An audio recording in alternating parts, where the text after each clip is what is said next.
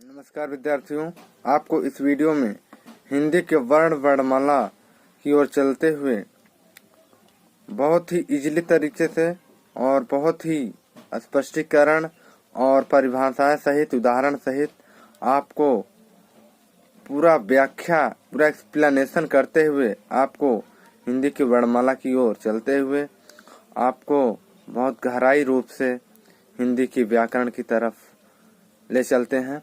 आज का वीडियो बहुत ही लाजवाब है। ध्यान से पढ़िए, वीडियो पर फोकस करिए और 100% उम्मीद करते हैं कि आपको समझ में आएगा और आप अपने एग्जाम में अच्छे नंबर लाएंगे। अब आपको वीडियो की तरफ स्टार्ट करते हैं। वर्ण वर्णमाला की परिभाषा। वर्ण उस मूल ध्वनि को कहते हैं जिसके खंड या टुकड़े नहीं किए जा सकते, जैसे अ, ई, व, च, क, ख इत्यादि। वर्ण भाषा की सबसे छोटी इकाई है। इसके और खंड नहीं किए जा सकते।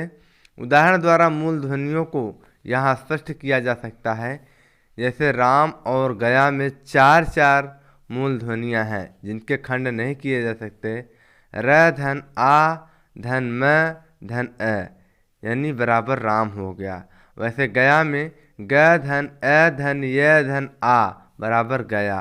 इन्हीं अखंड मूल ध्वनियों को वर्ण कहते हैं। हर वर्ण की अपनी लिपि होती है। लिपि को वर्ण संकेत भी कहते हैं। हिंदी में 52 वर्ण हैं। वर्णमाला वर्णों के समूह को वर्णमाला कहते हैं। हम इसे ऐसे भी कह सकते हैं, किसी भाषा के समस्त वर्णों के समूह को वर्णमाला कहते हैं। प्रत्येक भाषा की अपनी वर्णमाला होती है और हिंदी अ, आ, क, ख, ग ये 36 और स्वर 13, अंग्रेजी ABCDEFG यानी 26 वर्ण के भेद हैं। और वर्ण के भेद में हिंदी भाषा में वर्ण दो प्रकार के होते हैं। पहला स्वर यानी वावेल, दूसरा व्यंजन यानी कॉन्सोनेंट। तो पहला स्वर यानी वावेल को विषय में आपको हम बताएंगे। वे वर्ण जिनके उच्चारण में किसी अन्य वर्ण की सहायता की आवश्यकता नहीं होती उसे हम स्वर कहते हैं। इसके उच्चारण में कंठ तालु का उपयोग होता है, जीभ होठ का नहीं। हिंदी वर्णमाला में 16 स्वर हैं, जैसे अ, आ, ई, उ, ए, ऐ, ओ, औ, अंग, अह, ऋषि, ऋषलिगी, ली, लिडिगी। स्वर के दो भेद होते हैं। पहला मूल स्वर, दूसरा संयुक्त स्वर। तो पहला मूल स्वर आ, ई, उ, ए, औ हो गया और संयुक्त स्वर ऐ मिला है अ धन ए बनकर और अ धन ओ मिलकर औ बना है। तो मूल स्वर के भेद अब आपको बताएंगे। मूल स्वर के भेद। मूल स्वर के 3 भेद होते हैं। पहला ह्रस्व स्वर, दूसरा दीर्घ स्वर, तीसरा प्लुस स्वर। पहला ह्रस्व स्वर आपको बताएंगे। जिन स्वरों के उच्चारण में कम समय लगता है उन्हें ह्रस्व स्वर कहते हैं। ह्रस्व स्वर 4 होते हैं। अ, आ, उ, री। री की मात्रा री के रूप में लगाई जाती है तथा उच्चारण री की तरह होता है। दूसरा नंबर दीर्घ स्वर। वे स्वर जिनके उच्चारण में ह्रस्व स्वर से दोगुना समय लगता है वे दीर्घ स्वर कहलाते हैं। सरल शब्दों में कह सकते हैं, स्वरों उच्चारण में अधिक समय लगता है उन्हें दीर्घ स्वर कहते हैं। मतलब कहने का, स्वरों उच्चारण में अधिक समय जो लगता है स्वरों उसे दीर्घ स्वर कहते हैं। दीर्घ स्वर 7 होते हैं। आ, बड़ी ई, बड़ा ऊ, ए, ऐ, ओ, औ।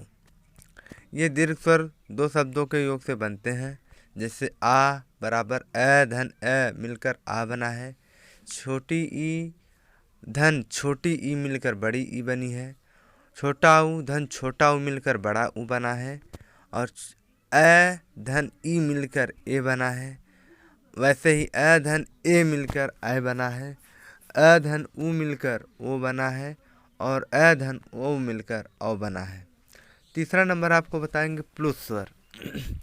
प्लुस स्वर वो होते हैं वे स्वर जिनके उच्चारण में दीर्घ स्वर से भी अधिक समय यानी 3 मात्राओं का समय लगता है, उसे प्लुस स्वर कहलाते हैं। सरल शब्दों में ये कह सकते हैं, जिस स्वर के उच्चारण में तिगुना समय लगे उसे प्लुत स्वर कहते हैं। इसका चिन्ह एस की तरह होता है। इसका प्रयोग अक्सर पुकारते समय किया जाता है, जैसे सुनो, राम, ओम, यानी देरी में कहते हैं। तो हिंदी में साधारणतः प्लुत का प्रयोग नहीं होता। वैदिक भाषा में प्लुत स्वर का प्रयोग अधिक हुआ है। इसे त्रिमात्रिक स्वर भी कहते हैं। और अंग अह अयोगवाह कहलाते हैं। वर्णमाला में इनका स्थान स्वरों के बाद और व्यंजनों से पहले होता है। अंग को अनुस्वार तथा अह को विसर्ग कहा जाता है। अनुनासिक, निर्नुनासिक, अनुस्वार और विसर्ग हम आपको बताएंगे। अनुनासिक, निर्नुनासिक, अनुस्वार और विसर्ग। हिंदी में स्वरों का उच्चारण अनुनासिक और निर्नुनासिक होता है।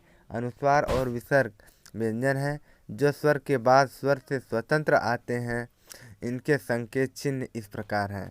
जैसे अनुनासिक का ये चिन्ह होता है और ऐसे स्वरों का उच्चारण नाक और मुंह से होता है और उच्चारण में लघुता रहती है, जैसे गांव, दांत, आंगन, सांचा इत्यादि। अनुस्वार का चिन्ह ऐसे ही होता है। यह स्वर के बाद आने वाला व्यंजन है जिसकी ध्वनि नाक से निकलती है, जैसे अंगूर, अंगद, कंफन या कंकन, कंकड़, ये सब है अनुस्वार का। और निर्नुनासिक का आपको बताएंगे। केवल मुंह से बोले जाने वाला सस्वर वर्णों को निर्नुनासिक कहते हैं, जैसे इधर, उधर, आप, अपना, घर इत्यादि। ये सब विसर्ग हैं। अनुस्वार की तरह विसर्ग भी स्वर के बाद आता है। यह व्यंजन और इसका उच्चारण है की तरह होता है। संस्कृत में इसका काफ़ी व्यवहार है। हिंदी में अब इसका अभाव होता जा रहा है, किंतु तत्सम शब्दों के प्रयोग में इसका आज भी उपयोग होता है, जैसे मनः कामना, पयः पान, अतः, स्वतः, दुख इत्यादि। टिप्पणी में हम कह सकते हैं कि अनुस्वार और विसर्ग न तो स्वर हैं न व्यंजन, किंतु ये स्वरों के सहारे चलते हैं और स्वर और व्यंजन दोनों में इनका उपयोग होता है, जैसे अंगद, रंग। इस संबंध में आचार्य किशोरीदास वाजपेयी का कथन है, ये स्वर नहीं है और व्यंजनों की तरह ये स्वरों के पूर्व नहीं पश्चात आते हैं और इसलिए व्यंजन नहीं है। इसलिए इन दोनों ध्वनियों को अयोगवाह कहते हैं। अयोगवाह का अर्थ है योग न होने पर भी जो साथ रहे। ठीक, अब आपको बताएंगे अनुस्वार और अनुनासिक में अंतर। अनुनासिक के उच्चारण में नाक से बहुत कम सांस निकलती है और मुंह से अधिक, जैसे आंसू, आंत, गांव, चिड़िया इत्यादि। पर अनुस्वार के उच्चारण में नाक से अधिक सांस निकलती है और मुख से कम, जैसे अंक, अंश, पंच, अंग इत्यादि। अनुनासिक स्वर की विशेषता है, अर्थात अनुनासिक स्वरों पर चंद्र बिंदु लगता है, लेकिन अनुस्वार एक व्यंजन ध्वनि है। अनुस्वार की ध्वनि प्रकट करने के लिए वर्ण पर बिंदु लगाया जाता है। तत्सम शब्दों में अनुस्वार लगता है और उनके तद्भव रूपों में चंद्र बिंदु लगता है, जैसे अंगुष्ठ में या अंगुष्ठ से अंगूठा, दंत से दांत, अंत्र से आंत। दूसरा वर्जन में आपको बताएंगे व्यंजन, जिसे कहते हैं कॉन्सोनेंट।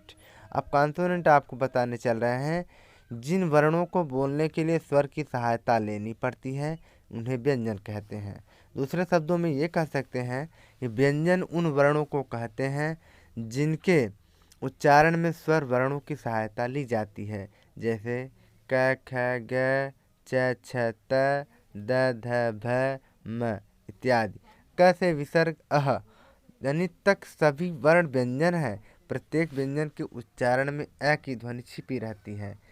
अ के बिना व्यंजन का उच्चारण संभव नहीं, जैसे ख धन अ बराबर ख यानी आधा ख धन अ मिलकर ख बना है, आधा प धन अ मिलकर प बना है।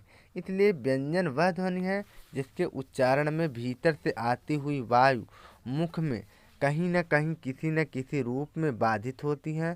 स्वर वर्ण स्वतंत्र और व्यंजन वर्ण स्वर पर आश्रित हैं। हिंदी में व्यंजन वर्णों की संख्या 33 है। व्यंजनों के प्रकार आपको अब बताने चल रहे हैं, व्यंजनों 3 प्रकार के होते हैं। पहला स्पर्श व्यंजन, दूसरा अंतःस्थ व्यंजन, तीसरा ऊष्म व्यंजन। तो पहला आपको बताएंगे स्पर्श व्यंजन। स्पर्श का अर्थ होता है छूना, यानी जिन व्यंजनों का उच्चारण करते समय जीभ मुंह के किसी भाग जैसे कंठ, तालु, मूर्धा, दांत अथवा होठ का स्पर्श करती है, उन्हें स्पर्श व्यंजन कहते हैं। दूसरे शब्दों में ये कह सकते हैं, ये कंठ, तालु, मूर्धा, दंत और ओष्ठ स्थानों के स्पर्श से बोले जाते हैं, इसी से इन्हें स्पर्श व्यंजन कहते हैं। इन्हें हम वर्गीय व्यंजन भी कहते हैं, क्योंकि ये उच्चारण स्थान की अलग अलग एकता लिए हुए वर्गों में विभक्त हैं। ये 25 व्यंजन होते हैं। क वर्ग में क ख ग घ अंगा ये कंठ का स्पर्श करते हैं। दूसरे वर्जन में च वर्ग में च छ ज झ ञ ये तालु का स्पर्श करते हैं। तीसरे वर्ग में ट वर्ग में ट ठ ड ढ अड़ा यानी ड़ और ढ ये मूर्धा का स्पर्श करते हैं। चौथा नंबर त वर्ग त थ द ध न ये दांतों का स्पर्श करते हैं। पांचवा प वर्ग प फ ब भ म ये होठों का स्पर्श करते हैं। दूसरा नंबर वर्जन बताएंगे अंतःस्थ व्यंजन। अंतः का अर्थ होता है भीतर, यानी उच्चारण के समय जो व्यंजन मुंह के भीतर ही रहे उन्हें अंतःस्थ व्यंजन कहते हैं। अंतः बराबर मध्य अथवा बीच, अस्थ बराबर स्थित, यानी जो बीच में स्थित हो उसे हम अंतःस्थ व्यंजन कहते हैं। इन व्यंजनों का उच्चारण स्वर तथा व्यंजन के मध्य का सा होता है और उच्चारण के समय जिह्वा मुख के किसी भाग को स्पर्श नहीं करती। ये व्यंजन 4 होते हैं, य र ल व। इनका उच्चारण जीभ, तालु, दांत और ओठों के परस्पर सटाने से होता है, किंतु कहीं भी पूर्ण स्पर्श नहीं होता। अतः ये चारों अंतःस्थ व्यंजन अर्धस्वर कहलाते हैं। तीसरा नंबर ऊष्म व्यंजन। ऊष्म का अर्थ होता है गर्म। जिन वर्णों के उच्चारण के समय हवा मुंह के विभिन्न भागों से टकराए और सांस में गर्मी पैदा कर दे उन्हें ऊष्म व्यंजन कहते हैं। ऊष्म बराबर होता है गर्म, यानी इन व्यंजनों के उच्चारण के समय वायु मुख से रगड़ खाकर ऊष्मा पैदा करती है, यानी उच्चारण के समय मुख से गर्म हवा निकलती है। ऊष्म व्यंजनों का उच्चारण एक प्रकार की रगड़ या घर्षण से उत्पन्न ऊष्म वायु से होता है। ये भी 4 व्यंजन होते हैं, स, ख, स, ह, यानी उच्चारण स्थान के आधार पर व्यंजनों का वर्गीकरण अब आपको बताएंगे। व्यंजनों का उच्चारण करते समय हवा मुख के अलग अलग भागों से टकराती है। उच्चारण के अंगों के आधार पर व्यंजनों का वर्गीकरण इस प्रकार है। कंठच्छ यानी गले से क ख ग घ अंगा। तालव्य कठोर तालु से यानी च छ ज झ ञ य श। मूर्धन्य कठोर तालु के अगले भाग से ट ठ ड ढ अड़ा ड ढ खटकोण वाला ख यानी श। तो चौथा नंबर आपको बताएंगे दंत दांतों से यानी त थ द ध न। और 5वां नंबर बताएंगे वर्चस्व। अब आपको बताएंगे दांतों के मूल से यानी स ज र ल। अब आपको बताएंगे ओष्ठ यानी दोनों होठों से प फ ब भ म। अब आपको बताएंगे दंतौष्ठ यानी निचले होंठ व ऊपरी दांतों से व फ। अब बताएंगे स्वर यंत्र से है। देखिए स्वर यंत्र से है निकलता है। अब श्वास प्राण वायु की मात्रा के आधार पर वर्ण भेद आपको बताएंगे। उच्चारण में वायु प्रक्षेप की दृष्टि से व्यंजनों के 2 भेद हैं। पहला है अल्प प्राण, दूसरा है महाप्राण। अब आपको बताएंगे अल्प प्राण क्या है। जिनके उच्चारण में श्वास पूर्व से अल्प मात्रा में निकले और जिनमें हकार जैसे ध्वनि नहीं होती उन्हें अल्प प्राण कहते हैं। सरल शब्दों में समझें, जिन वर्णों के उच्चारण में वायु की मात्रा कम होती है वे अल्प प्राण कहलाते हैं।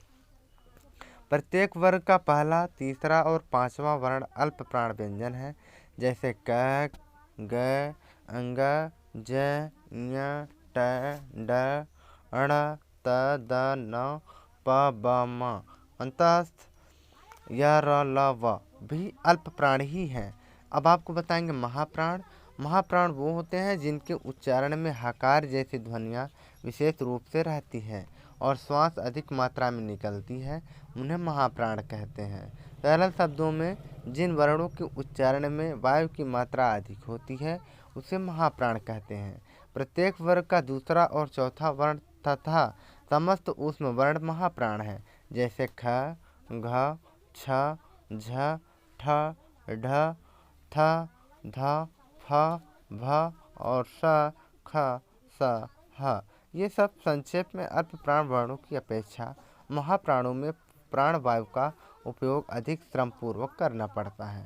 तो संयुक्त व्यंजन, आपको हम संयुक्त व्यंजन बताएंगे। जो व्यंजन दो या दो से अधिक व्यंजनों के मेल से बनते हैं वे संयुक्त व्यंजन कहलाते हैं। ये संख्या में 4 हैं। छ अगर हम बनाएंगे, आधा क प्लस खटकोण वाला ख प्लस अ बराबर 6। तो जैसे हम इसका अगर बताएं तो रक्षक हो सकता है, भक्षक, क्षोभ, क्षय। अप्तरा का बताएं तो आधा त प्लस र धन अ बराबर त्र। अब इसका उदाहरण लें तो पत्रिका हो सकता है, त्राण हो सकता है और सर्वत्र हो सकता है, त्रिकोण हो सकता है। अब आपको क्या बताएंगे, आधा ज धन इय धन अ। तो हमारा हो गया क्या, तो सर्वज्ञ, ज्ञाता, विज्ञान, विज्ञापन, ये तब ज्ञा का उदाहरण है। अब आपको बताएंगे स्र का आधा श प्लस र प्लस अ तो बराबर स्र हो गया। जैसे हम बताएं श्रीमती, श्रम, परिश्रम, श्रवण, ये सब स्र का उदाहरण है। अब बताएंगे संयुक्त व्यंजन में पहला व्यंजन स्वर रहित तथा दूसरा व्यंजन स्वर सहित होता है। अब आपको बताएंगे द्वितीय व्यंजन। द्वितीय व्यंजन जब एक व्यंजन का अपने समरूप व्यंजन से मेल होता है तब वह द्वितीय व्यंजन कहलाता है। जैसे क धन क, यानी आधा क धन क मिलाकर पूरा क बन जाता है। यानी अब हमारा हो गया पक्का। उदाहरण में ले लेते हैं, जैसे पक्का यानी आधा क धन क, यानी इसमें अ की मात्रा जुड़ा है तो हमारा पक्का हो गया। अब आधा च धन च बराबर हो गया कच्चा। म धन म यानी आधा म धन पूरा म बराबर चम्मच। यानी आधा त प्लस त यानी पूरा हो गया तो हमारा हो गया पत्ता। आपको उदाहरण में बता दिए। अब आपको बताएंगे द्वितीय व्यंजन में भी पहला व्यंजन स्वर रहित तथा दूसरा व्यंजन स्वर सहित होता है।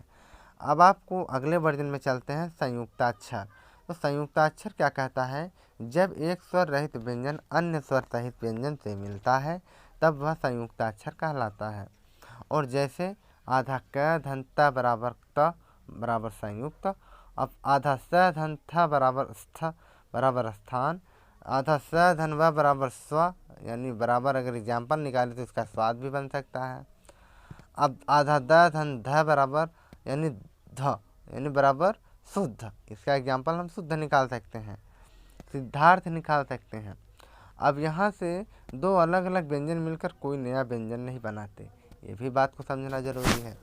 अब आपको बताएंगे वर्णों की मात्राएं। व्यंजन वर्णों के उच्चारण में जिन स्वर मूलक चिन्हों का व्यवहार होता है उन्हें मात्राएं कहते हैं। दूसरे शब्दों में ये कह लें कि स्वरों के व्यंजन में मिलने के इन रूपों को भी मात्रा कहते हैं, क्योंकि मात्राएं तो स्वर की होती हैं। ये मात्राएं 10 हैं, जैसे आ, ए, ऐ, ओ, बड़ा ऊ इत्यादि। ये मात्राएं केवल व्यंजनों में लगती हैं, जैसे का, की, कु, को, कृ, के, कै, को, कौ इत्यादि। ये सब स्वर वर्णों की ही ह्रस्व दीर्घ छंद में लघु गुरु मात्राएं होती हैं, जो व्यंजनों में लगने पर उनकी मात्राएं हो जाती हैं। हाँ, व्यंजनों में लगने पर स्वर उपयुक्त 10 रूपों के हो जाते हैं। घोष और अघोष व्यंजन। अब आपको बताएंगे घोष व्यंजन क्या है और अघोष व्यंजन क्या है। तो घोष व्यंजन सुनिए, नाद की दृष्टि से जिन व्यंजन वर्णों के उच्चारण में स्वर तंत्रिकाएं झंकृत होती हैं वे घोष कहलाते हैं। अब आपको बताएंगे अघोष व्यंजन। नाद की दृष्टि से जिन व्यंजन वर्णों के उच्चारण में स्वर तंत्रियाँ झंकृत नहीं होती वे अघोष कहलाते हैं। घोष में केवल नाद का उपयोग होता है, जबकि अघोष में केवल श्वास का। उदाहरण के लिए अघोष वर्ण क, ख, च, छ, ट, ठ, त, थ, प, फ, श, ख, स। तो घोष वर्ण आपको बताएंगे प्रत्येक वर्ग का तीसरा, चौथा और पांचवा वर्ण सारे स्वर वर्ण य, र, ल, व और है हल। आपको बताएंगे हल। व्यंजनों के नीचे जब एक तिरछी रेखा लगाई जाए तब उसे हल कहते हैं। हल लगाने का अर्थ है कि व्यंजन में स्वर वर्ण का बिल्कुल अभाव है या व्यंजन आधा है। जैसे क व्यंजन वर्ण है, इसमें अ स्वर वर्ण की ध्वनि छिपी है। यदि हम इस तरह को बिल्कुल अलग कर देना चाहें तो क में हलंत या हिल चिन्ह लगाना आवश्यक होगा। ऐसी स्थिति में इसके रूप इस प्रकार होंगे क, ख, ग, च, यानी आधा आधा हमें शब्द बोलना पड़ेगा। अब बताएंगे हिंदी के नए वर्ण। हिंदी के नए वर्ण में आपको ये बताएंगे हिंदी वर्णमाला में 5 नए व्यंजन हैं। छ यानी छतरी वाला छ, त्रिशूल वाला त्र, ज्ञानी वाला ज्ञ और अंगा वाला अंगा और ढा वाला ढा, यानी जोड़े गए हैं। किंतु इनमें प्रथम 3 स्वतंत्र न होकर संयुक्त व्यंजन हैं जिनका खंड किया जा सकता है। जैसे आधा क धन श बराबर छ, त धन र बराबर त्र, आधा ज धन ञ बराबर ज्ञ, ये सब मिलकर बनता है। अतः छ, त्र और ज्ञ की गिनती स्वतंत्र वर्णों में नहीं होती। अब आपको बताएंगे ड और ढ के नीचे बिंदु लगाकर 2 नए अक्षर यानी अंगा और ढ बनाए गए हैं। ये संयुक्त व्यंजन हैं। यहाँ अंगा और ढ में र की ध्वनि मिली है। इनका उच्चारण साधारणतया मूर्धा से होती है और किंतु कभी कभी जीभ का अगला भाग उलटकर मूर्धा में लगाने से भी वे उच्चारित होते हैं। हिंदी में अरबी फारसी की ध्वनियों को भी अपनाने की चेष्टा है। व्यंजनों के नीचे बिंदु लगाकर इन नई विदेशी ध्वनियों को बनाए रखने की चेष्टा की गई है। जैसे कलम, खैर, जरूरत। किंतु हिंदी के विद्वानों पंडित किशोरी दास वाजपेयी, बरांकर जी, टंडन जी, काशी नागरी प्रचारणी सभा और हिंदी साहित्य सम्मेलन को यह स्वीकार नहीं है। इनका कहना है कि फारसी अरबी से आए शब्दों के नीचे बिंदी लगाए बिना इन शब्दों को अपनी भाषा की प्रकृति के अनुरूप लिखा जाना चाहिए। बांग्ला और मराठी में भी ऐसा ही होता है। तो वर्णों का उच्चारण अब आपको बताएंगे। कोई भी वर्ण मुंह के भिन्न या भित्र या भिन्न भिन्न कह सकते हैं भागों से बोला जाता है। इन्हें उच्चारण स्थान कहते हैं। मुंह के 6 भाग हैं कंठ, तालु, मूर्ध्वा, दांत, ओठ और नाक। हिंदी के सभी वर्ण इन्हीं से अनुशासित और उच्चारित होते हैं। चूँकि उच्चारण स्थान भिन्न है और इसलिए वर्णों की निम्नलिखित श्रेणियाँ बन गई हैं। जैसे कंठच, तो कंठ और निचली जीभ के स्पर्श से बोले जाने वाले वर्ण अ, आ, क वर्ग हैं और है और विसर्ग है।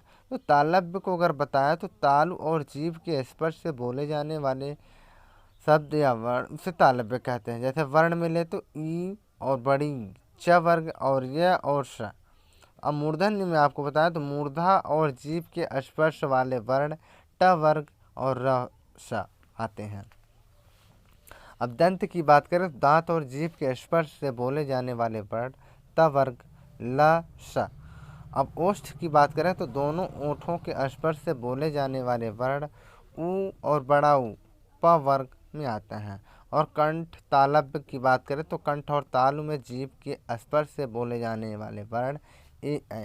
कंठोष्ठे कंठ द्वारा जीभ और ओठों के कुछ स्पर्श से बोले जाने वाले वर्ण ओ और औ हैं। दंतोष्ठ की बात करें तो दांत से जीभ और ओठों के कुछ योग से बोला जाने वाला वर्ण वह है। तो स्वर वर्णों का उच्चारण और अ का अगर उच्चारण की बात करें तो यह कंठा ध्वनि है और इसमें व्यंजन मिला रहता है। जैसे आधा क धन अ बराबर क। जब यह किसी व्यंजन में नहीं रहता तब उस व्यंजन के नीचे हल का चिन्ह लगा दिया जाता है। हिंदी के प्रत्येक शब्द के अंतिम अ लगे वर्ण का उच्चारण हलंत सा होता है। जैसे नमक, रात, दिन, मन, रूप, पुस्तक, किस्मत इत्यादि। इसके अतिरिक्त यदि उकारांत शब्द का अंतिम वर्ण संयुक्त हो तो अंत का अ का उच्चारण पूरा होता है। जैसे सत्य, ब्रह्म, खंड, धर्म इत्यादि। इतना ही नहीं, यदि ई और बड़ी ई या ऊ के बाद यह आए तो अंत अ का उच्चारण पूरा होता है। जैसे प्रिय, आत्मीय, राजसूय और महामदीय। ये सब हैं अ का उच्चारण पूरा होता है। और जैसे हम बात करें अ और औ का उच्चारण, तो अ का उच्चारण कंठ और तालु से और औ का उच्चारण कंठ और ओठ के स्पर्श से होता है। संस्कृत की अपेक्षा हिंदी में इनका उच्चारण भिन्न होता है। जहाँ संस्कृत में अ का उच्चारण अ ई और औ का उच्चारण औ की तरह होता है, वहाँ हिंदी में इनका उच्चारण क्रमशः अ और औ के समान होता है। अतएव इन दोनों या इन दो स्वरों की ध्वनियाँ संस्कृत से भिन्न है। जैसे संस्कृत में और हिंदी में शैल, यानी अब इसको हम कहें तो हमारा शैल बन जाएगा, आई जुड़ा हुआ है, तो ऐसा ऐसा का हमें ऐसा बना गया अ और या मिलकर। तो तो कौतुक भी हम कह सकते हैं, इसमें अव जुड़ा है। कौन का हो, कौवन, तो हमें अव जुड़ा हुआ है। तो व्यंजनों का उच्चारण अगर हम आपको बताएं अब, तो व और ब का उच्चारण, व का उच्चारण स्थान दंतोष्ठ है, अर्थात दांत और ओठ के संयोग से व का उच्चारण होता है, और व का उच्चारण दो ओठों के मेल से होता है। हिंदी में इनके उच्चारण और लिखावट पर पूरा ध्यान नहीं दिया जाता। नतीजा यह होता है कि लिखने और बोलने में भद्दी भूलें हो जाया करती हैं, और वेद को वेद और वायु को वायु कहना भद्दा लगता है। संस्कृत में ब का प्रयोग बहुत कम होता है, हिंदी में बहुत अधिक। यही कारण है कि संस्कृत के तत्सम शब्दों में प्रयुक्त ब वर्ण को हिंदी में ब लिख दिया जाता है। बात यह है कि हिंदी भाषी बोलचाल में भी व और ब का उच्चारण एक ही तरह करते हैं, इसलिए लिखने में भूल हो जाया करती है। इसके फलस्वरूप शब्दों का अशुद्ध प्रयोग हो जाता है, इससे अर्थ अनर्थ भी होता है। कुछ उदाहरण इस प्रकार हैं, जैसे वास यानी रहने का स्थान, निवास, बांस का सुगंध, गुजर। और बंसी की बात करें तो मुरली, बंसी, मछली फंसाने का यंत्र। अगर हम वेग की बात करें तो गति, और बेग की बात करें तो थैला, अंग्रेजी थैला में भी कह सकते हैं। और कपड़ा की बात करें तो ये अरबी है, और तुर्की एक पद भी है। तो चौथा बात करें तो बाद, बाद का मतलब मत, बाद का मतलब उपरांत या पश्चात। अब आपको बताएं कि वाह्य, वाह्य तो वाहन करने या ढोए या योग्य। बाह्य की बात करें तो बाहरी ओर से। सामान्यतः हिंदी की प्रवृत्ति ब लिखने की ओर है, और यही कारण है कि हिंदी शब्दकोशों में एक ही शब्द के दोनों रूप दिए गए हैं। बांग्ला में तो एक ही यानी ब और या व है, व नहीं, लेकिन हिंदी में यह स्थिति नहीं है। यहाँ तो वाहन और वाहन का अंतर बतलाने के लिए और व और ब के अस्तित्व को बनाए रखने की आवश्यकता है। अंग और ढ का उच्चारण अगर बात करें तो हिंदी वर्णमाला के ये दो नए वर्ण हैं जिनका संस्कृत में अभाव है। हिंदी में ड और ढ के नीचे बिंदु लगाने से इनकी रचना हुई है। वास्तव में ये वैदिक वर्णों का और ख यानी कह के विकसित रूप है। इनके प्रयोग शब्द के मध्य या अंत में होता है। इनका उच्चारण करते समय जीभ झटके से ऊपर जाती है। इन्हें उत्सृप यानी ऊपर फेंका हुआ व्यंजन कहते हैं, जैसे सड़क, हाड़, गाड़ी, पकड़ना, चढ़ाना, गढ़। श ख श का उच्चारण, ये तीनों ऊष्म व्यंजन हैं, क्योंकि इन्हें बोलने से सांस की ऊष्मा चलती है।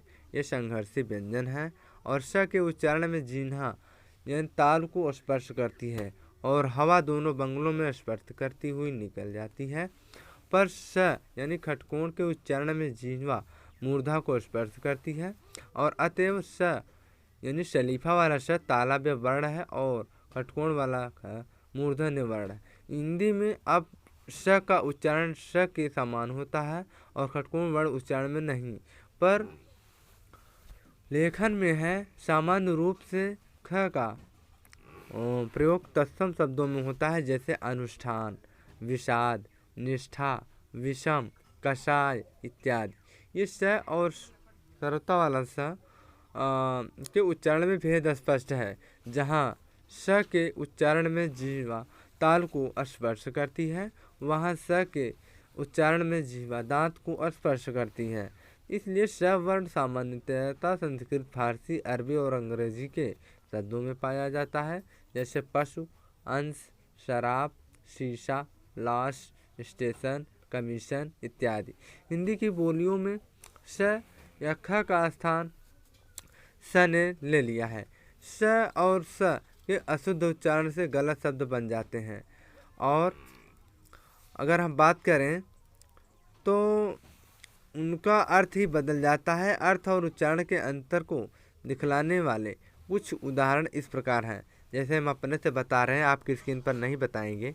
अंश, अंश को भाग कह सकते हैं, अंश को कंधा भी कह सकते हैं, और शकल को खंड कह सकते हैं, और सकल को सारा कह सकते हैं, और सर को बाण, और सर तालाब, शंकर महादेव, शंकर मिश्रित, स्व यानी कुत्ता, स्व अपना, शांत धैर्य युक्त, शांत अंत सहित। अब अगर हम ड और ढ का उच्चारण की बात करें, इसका उच्चारण शब्द के आरंभ में यानी द्वितीय में और हर्ष स्वर के बाद अनुनासिक व्यंजन के संयोग से होता है। जैसे डाका, डमरू, ढाका, ढकना, ढोल शब्द के आरंभ में है। और जैसे गड्ढा, खड्ढा द्वित्व में, यानी दंड, पिंड, चंडू, मंडप हस्व स्वर के पश्चात है, अनुनासिक व्यंजन के संयोग पर है। ठीक है विद्यार्थियों, यहाँ तक आपको मेहनत करके टाइप करके अपनी वाणी को आपके बीच रखा है, और इसका आप लोग ज्ञानार्जन करके लाभ उठाएं। और ये सभी कंपटीशन लेवल पर भी है, और हिंदी के टीजीटी पीजीटी खास तौर इसके लिए भी महत्वपूर्ण है। ज़रा ध्यान से पढ़िएगा एक एक शब्द को, नहीं थोड़ा सी भी हलंत या आयुड़ वगैरह रिल्डिक हो जाता है या गलत हो जाता है तो मिस्टेक हो जाता है। इसलिए हमारा कहना है कि इसको ध्यान से पढ़ें, समझें, याद करें और अपने कंपटीशन में हाई नंबर लाने का प्रयास करें। Thanks for watching.